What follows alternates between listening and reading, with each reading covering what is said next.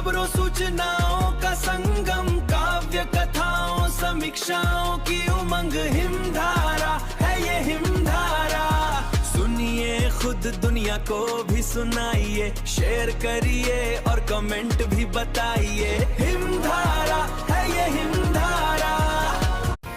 हिमधारा के सभी श्रोताओं को नमस्कार। लोक लघु कथाओं की श्रृंखला में आज प्रस्तुत है कृष्णचंद्र महादेविया की लोक लघु कथा चूहा और हाथी।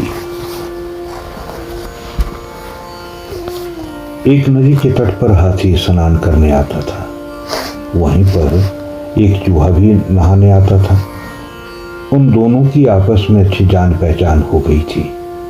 एक दिन अचानक दोनों के बीच बोल ठोकर हो गई। बहस करते करते वे आपस में लड़ ही पड़े। एक दूसरे को अपनी अपनी हेकड़ी दिखाने लगे। आखिरकार हाथी ने अपनी ताकत और पहाड़ से तमसा बड़े होने की बात कह दी। चूहे को छोटा सा प्राणी बताते हुए उसकी खूब खिल्ली उड़ाई गई। हाथी ने तो ये भी कह दिया कि वो छोटा सा पैर उस पर रखेगा तो उसकी अंतड़ियां पेट से बाहर निकल आएगी। महाराज है तो सच ही था। हाथी तो होता ही बहुत बड़ा है, ताकत वाला। उसे अपनी ताकत पर घमंड होता भी क्यों नहीं। चूहे ने भी कहा कि किसी को अपने से कम नहीं समझना चाहिए, अपनी ताकत पर घमंड नहीं करना चाहिए। पर हाथी तो और भी 2 गज उछला।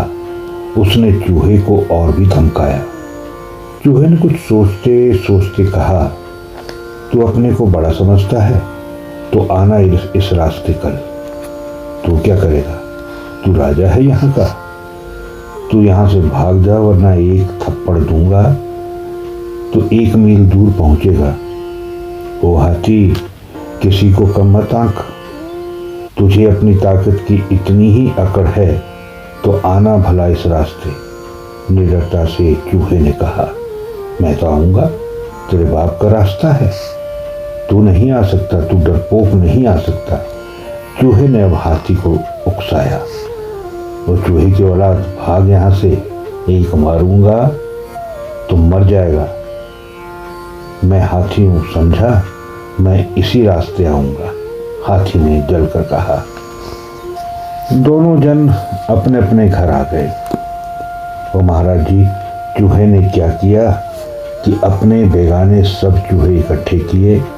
उसने रास्ते को भीतर से आगे तक सुरंग बनवा ली। बाहर से रास्ता वैसा ही था। प्रातः हुआ। हाथी बड़े घमंड से मस्तानी चाल से चलता उस रास्ते पर आ गया। उसके सामने ही एक चट्टान पर बैठा चूहा अपनी मूंछ को मरोड़ देने लगा था। चूहे को अपनी मूंछ पर ताव देते देख हाथी के कलेजे में हौल पड़ गया। उसने जल भूनकर और बड़ी अकड़ से कदम बढ़ाया, परंतु गुस्से में तो अकल भी काम नहीं करती। हाथी ने रास्ते पर उछाल भरा। लंबा कदम जैसे ही रखा, वो रास्ते के बीच धड़ाम के साथ कमर से ऊपर तक घुस गया। बाहर निकलने को उसने बहुत हाथ पांव मारे, किंतु बाहर ना निकल पाया। प्रातः से दुपली दोपहर हो गई, किंतु हाथी बाहर ना आ सका। अब तो हाथी की सारी अकड़ और घमंड चूर चूर हो गया। थक हार कर उसने चूहे से कहा, धर्म भाई चूहे, तू सच ही बड़ा है, क्षमा कर दे। चूहे ने उसे पछताता देखकर क्षमा कर दिया। चूहे ने झट अपने चूहों की फौज एकत्र की और रास्ते को काट फाट कर मैदान बना दिया। अब हाथी आसानी से बाहर निकल आया। हाथी ने अब चूहे को बहुत प्यार से समझाया, धर्म भाई, कोई भी छोटा या बड़ा नहीं होता। भगवान ने सभी को सुंदर और अच्छी लियाकतें भेंट की है। अपने अपने स्थान पर सभी बढ़िया और अच्छे हैं। अब हम दोनों सदा मित्र बनकर रहेंगे, कभी बहस नहीं करेंगे और ना ही लड़ेंगे। चूहे ने उसकी बातें मान ली। अब चूहा भी खुश था और हाथी भी खुश था। प्रिय श्रोताओ, ये थी कृष्णचंद्र महादेविया की लोक लघु कथा चूहा और हाथी।